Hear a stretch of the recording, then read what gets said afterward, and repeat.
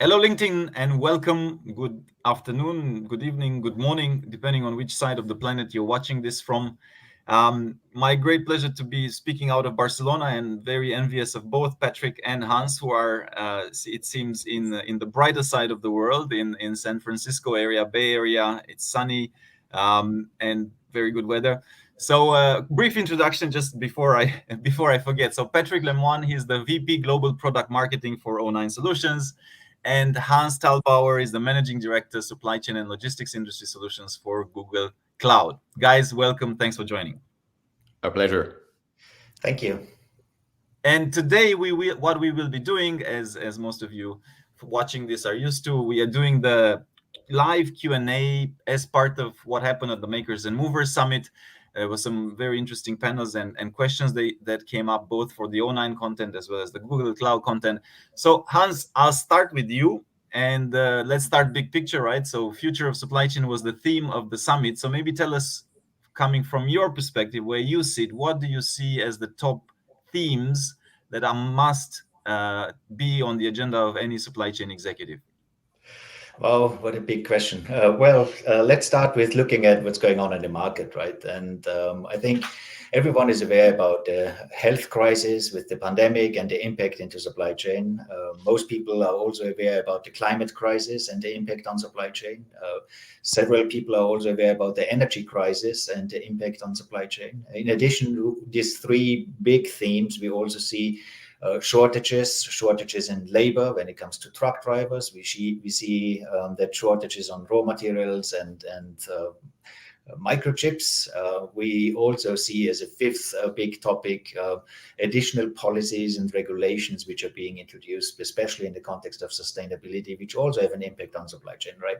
If you just think about these five big themes, then you understand actually why supply chain is in a crisis right now, why so many companies are really struggling in getting the material they need, fulfilling the demand, coping with the changes of the consumer and how consumers are buying and what kind of products they're buying, and everything above, right? So I think this explains pretty much the picture where we are in right now. Despite all this crisis and all these different aspects, I think the positive message around this is it opens up a huge opportunity. It opens up the opportunity to really change the way how supply chains are being run and become much more data-driven supply chain kind of approach. And I think this is a big theme we will see going forward. The data and information which is being used in the supply chain needs to become more adopted and better adopted. And that means we need to really think about not just the traditional way of looking at the enterprise view, which is kind of the demand and the supply information, and try to optimize that. But we need to tie in actually all the surrounding. We need to tie in the context, which is actually the climate information, which is the sustainability information, which is the risk information, which is weather information, which is market trends, which is supply trends, which is logistic trends. We need to bring all this information together, make it easy to access this information, and then really produce better outcomes, right? So visibility is the number one requirement, and it will not go away. It will continue to be there. We know that flexibility is the second requirement, which goes hand in hand, and therefore going into a data-driven approach is the right answer. And the third one is intelligence. No human being can really deal with all these different variables I just discussed. And I think this is a big, big topic where intelligence is there. So the three topics, you bring it there: intelligence, flexibility, and visibility are the three main drivers which we see going forward. And this is what we are addressing here at Google Cloud, really focusing on the data, on the intelligence, on the information, and bring that together with something what we call the supply chain twin.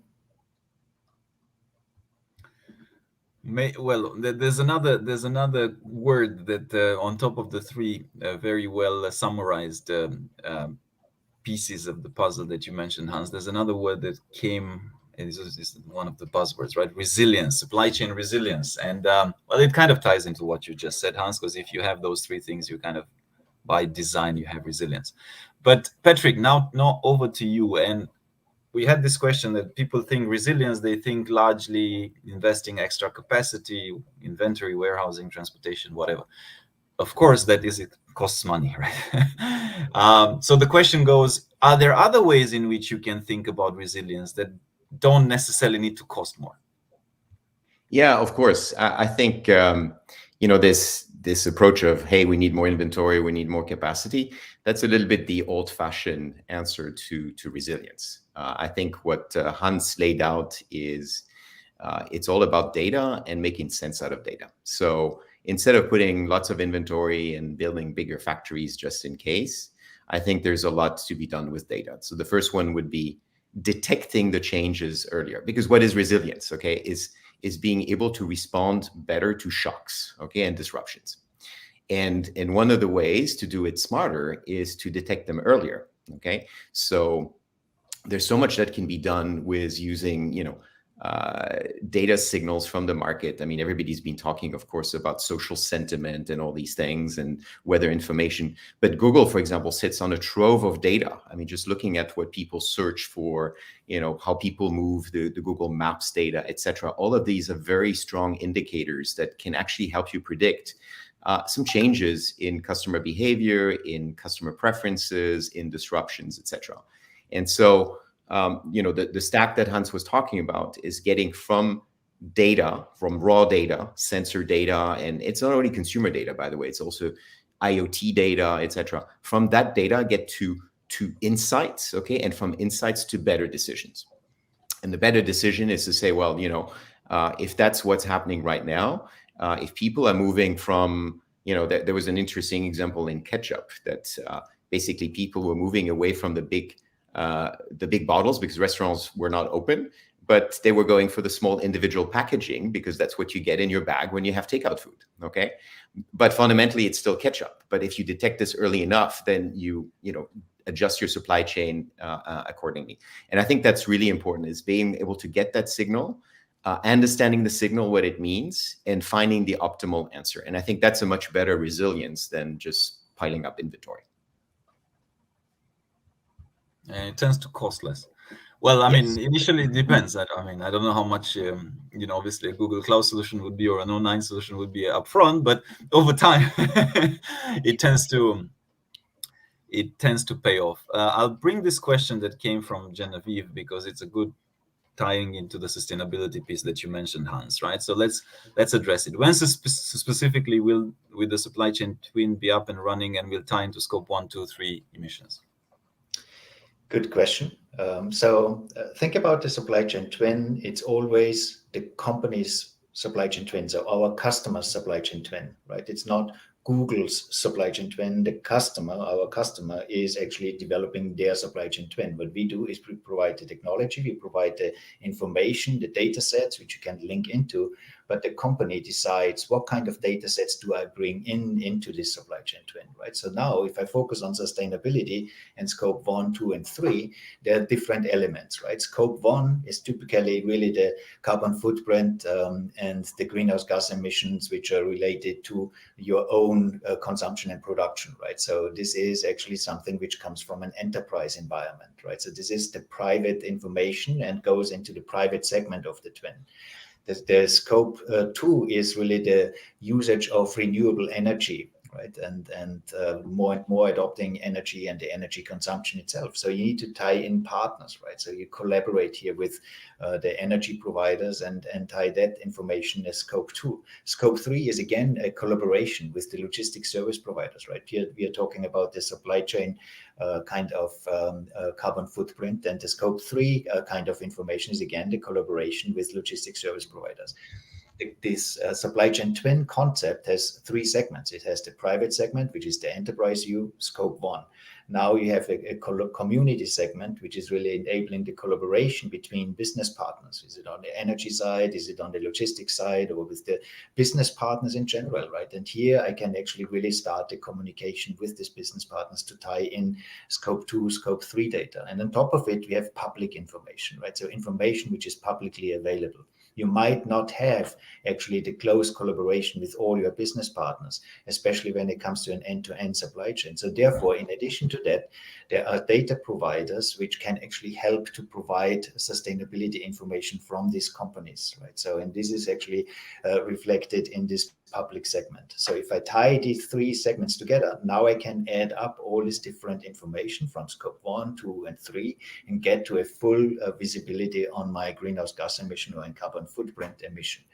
Right, so these are the data sets. Now I want to analyze it. Now I need to put the analytics on top of it, and maybe I want to also really collaborate and work on data and reduction and so on. So here in this case, on everything which is application driven, we work with partners, right? So who can really then start to really have an impact on reducing and optimizing some of this environment. So Google also provides, of course, AI algorithms in order to predict and also to optimize.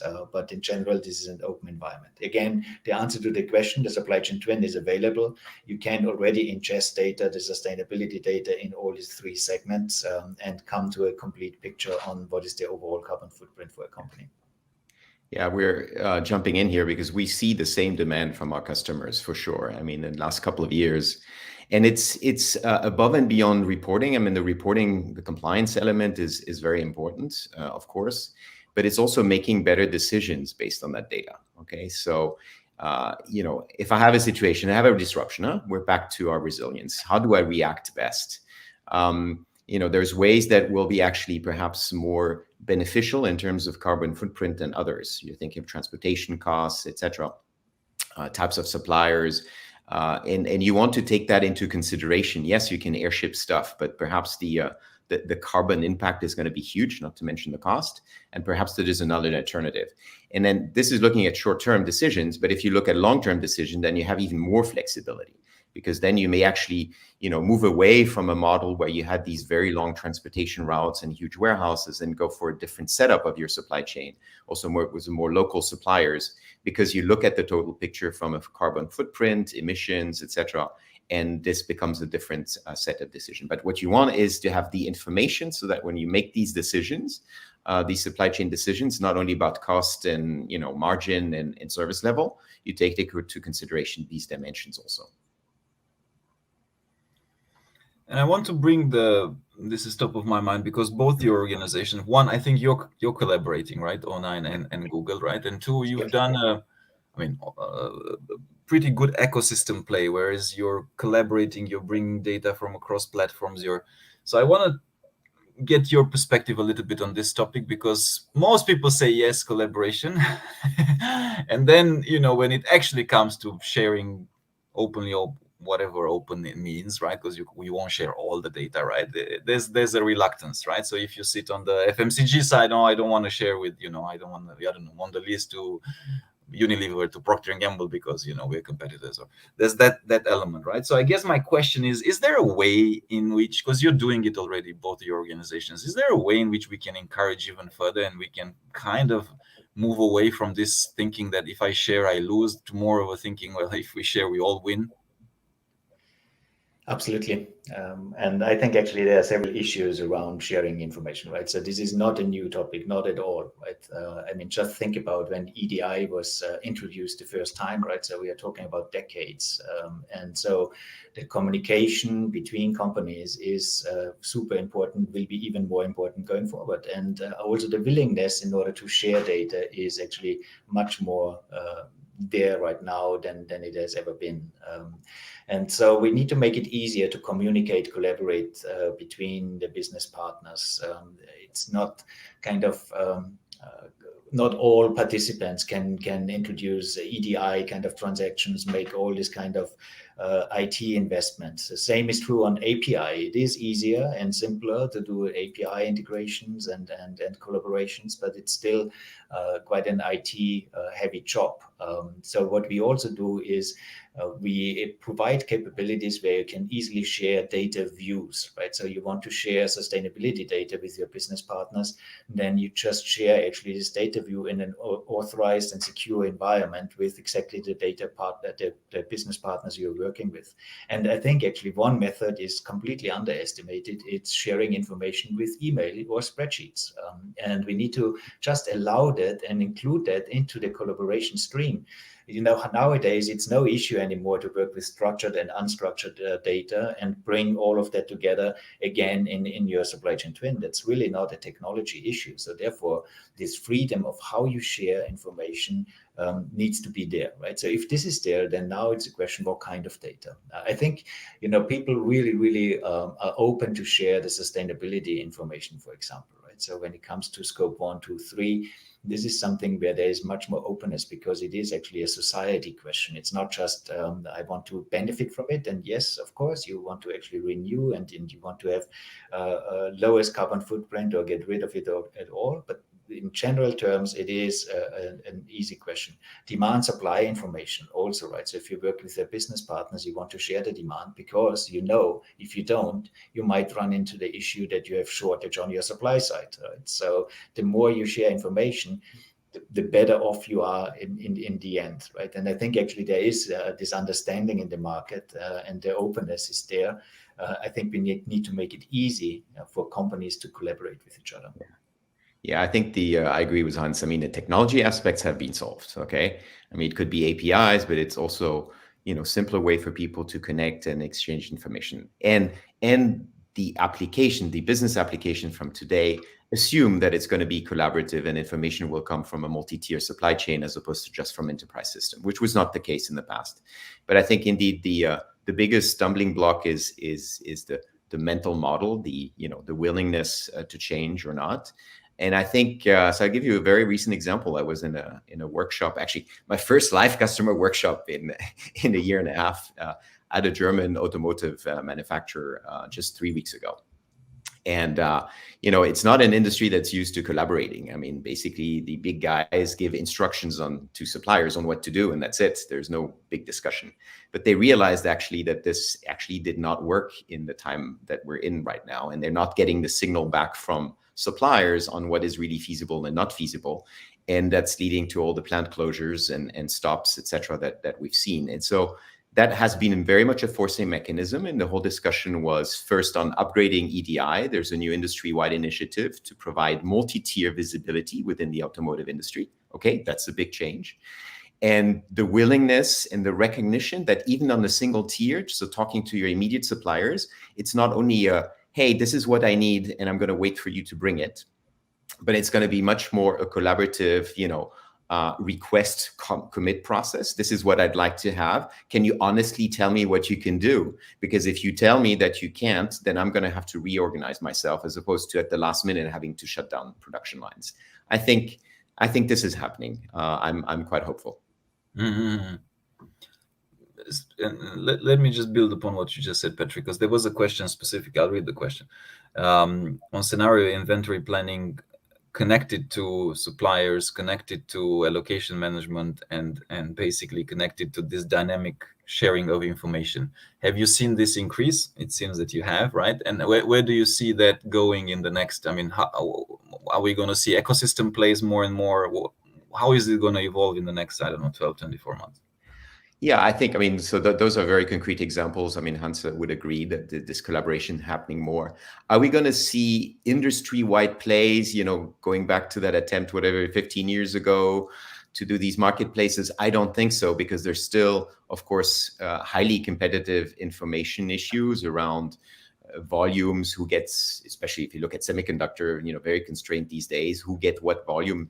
No, certainly not. But again, technology can help aggregate the data and just show you your share, etc. But just the mere fact that you're getting the information faster from the multi-tier supply chain. So if, again, you're an automotive manufacturer, and the part that is constrained is that new fancy LED light bulb that goes into a light assembly that goes into your car, just knowing this is very important, because then you can not only reorganize your production to perhaps produce less of those if that part's going to be missing, You can't really have a car without headlights.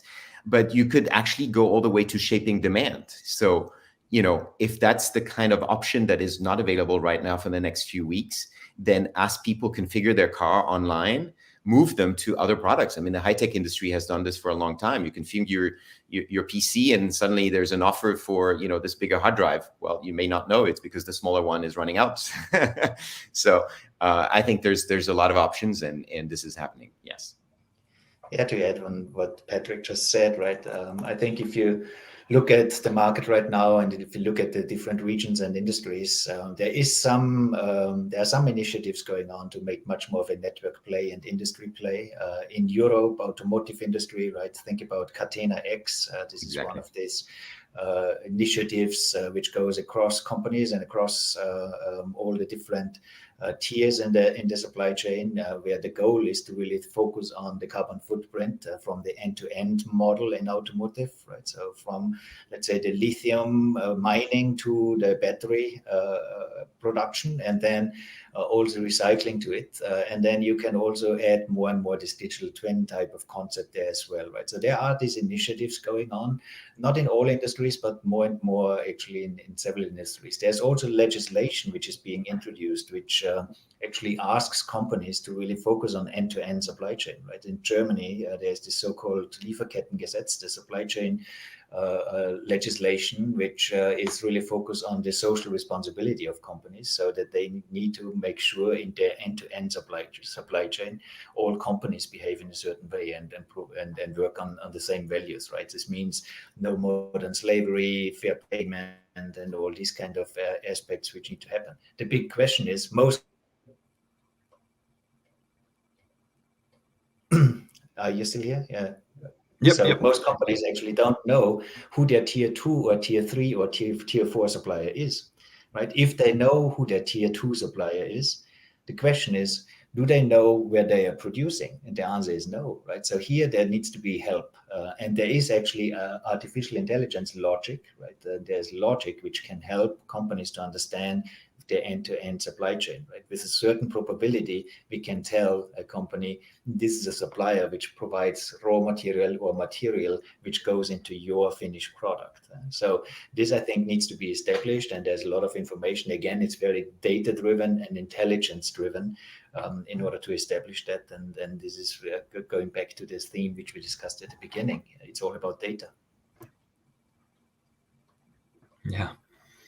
I mean, to your example, Patrick, with the LED lights, I had somebody else sharing on a different panel that there was a train manufacturer, and they didn't realize that the seats of the train were coming from one place in China.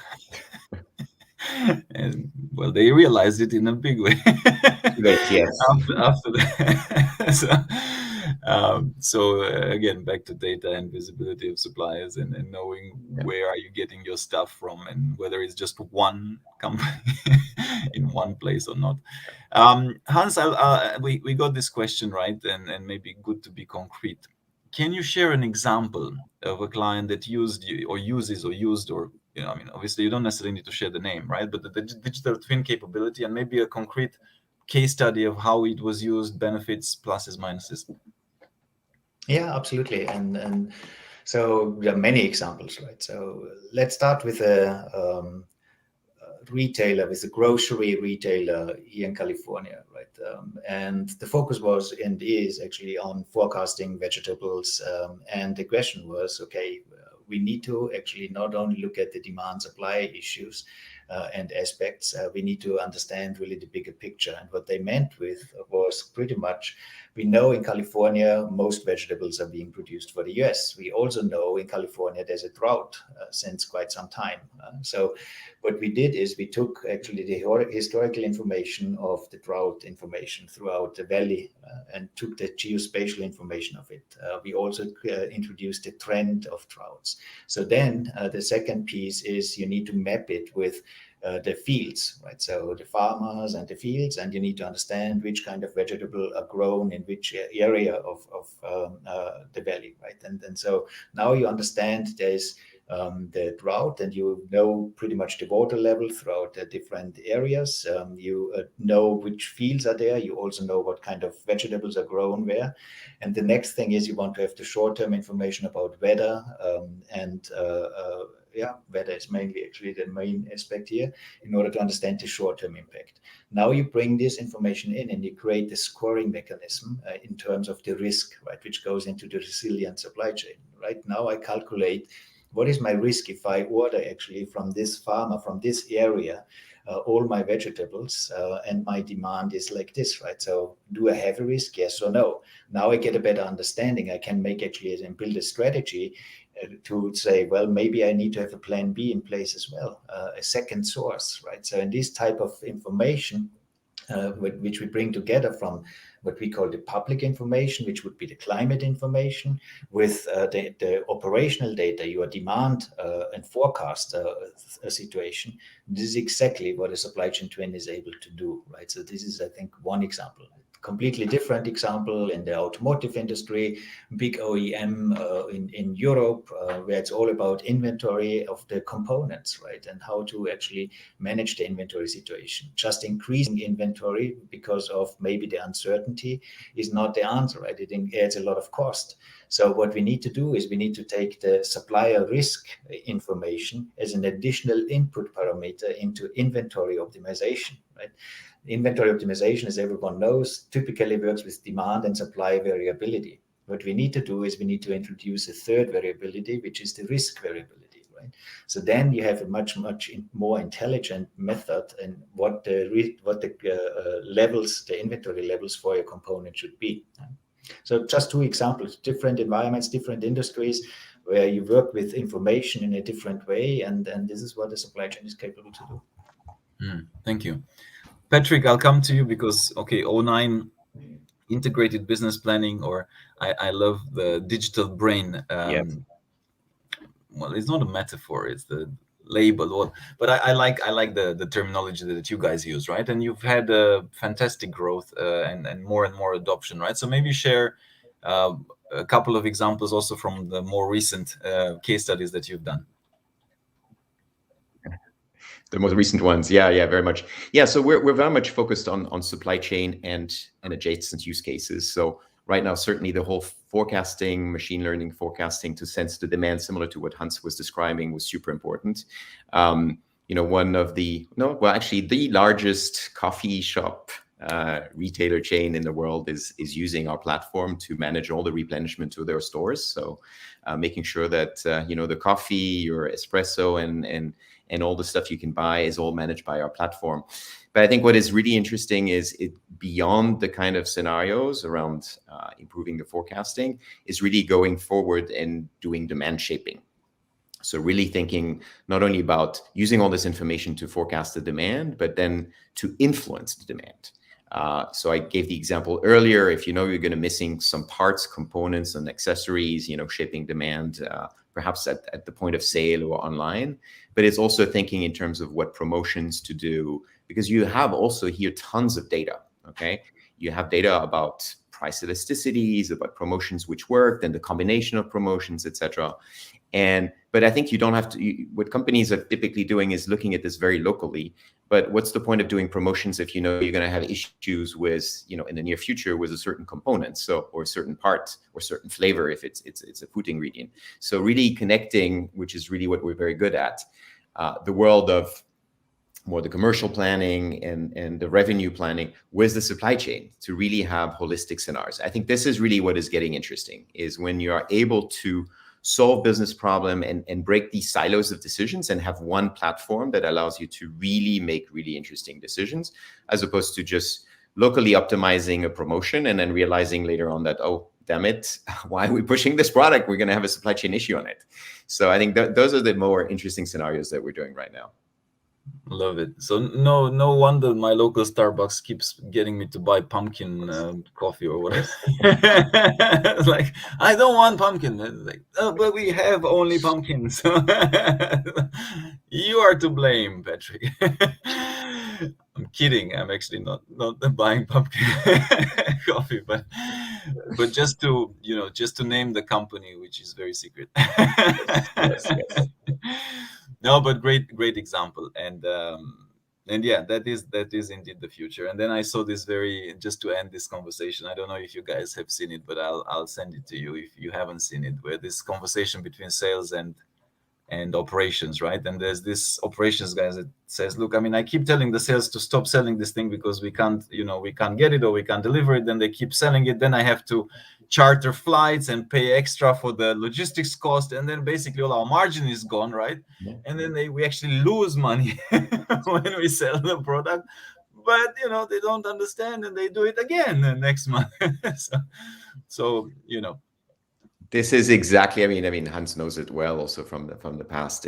This was one of the key issues that we're trying to solve. Is break these silos of decision and help companies. Back to the first topic, make data-driven decisions, and not a limited set of data.